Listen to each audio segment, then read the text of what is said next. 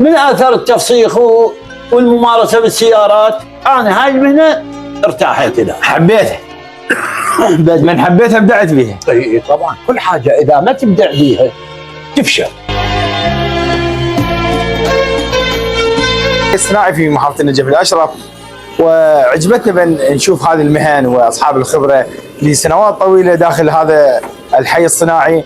واليوم يعني راح نكون ضيوف يم العم ابو حسن اللي هو شغله لحام وتصليح دعاميات السيارات، وهذه المهنه اللي ممتهنه لفترات طويله. تعالوا انا خليه نشوف عمنا ابو حسن وشغله اللي جاي يشتغل به.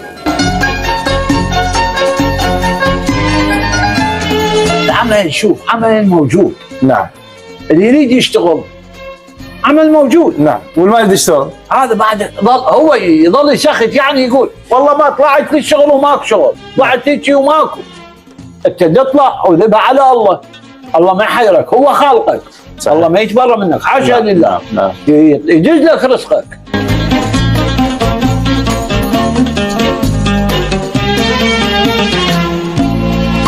السلام عليكم. وعليكم السلام. عيوننا. شلونك عم ابو حسن؟ مو؟ ابو جعفر. ابو جعفر، شلونك عم ابو جعفر؟ الله يحفظك. الله يسر. انت هاي شغلتك هنا في حي الصناعه صار لك كم سنه؟ والله جبتها بالصناعه القديم. ايه. من كنا قبل بشارع الكوفه بالولايه، جينا حي الصناعه القديم، بالدور جيت هنا جبتها من 73 لحد هذا. بعد هاي؟ اي والله. شنو شغلك؟ دعاميات. دعاميات. كان قبل دعاميات ستيل حديد. نعم.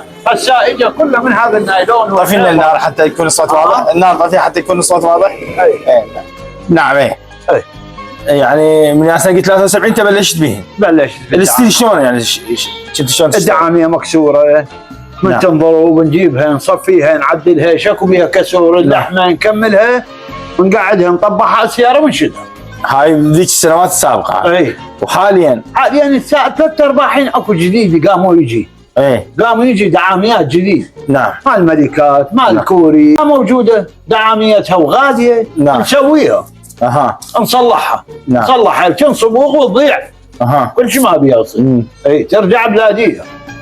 احنا ما عندنا شيء ما يصير هنا يعني انا هذا يعتبر مثل شغل الهندس. اي طبعا هو ديكور. نعم. الدعاميه وجي السياره. نعم. وجي السياره هي تكمل نكملها ونجهزها، اذا بيها خلل يبين بالسياره. اي اذا ما بيها خلل تطلع السياره جاهزه وكامله وكل شيء ما بيها. انت جاي اشوف حتى شغلتك شغلات تراثيه مال المحلات القديمه. انا وحدي ما اقدر.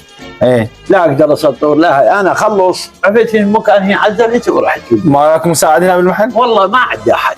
انا عندي ولادي، واحد دكتور صيدلاني، الله يحفظهم، واحد محامي، نعم، واحد تحليلات يعني هاي المهنه اللي وصلتهم؟ اي والله الحمد لله والشكر.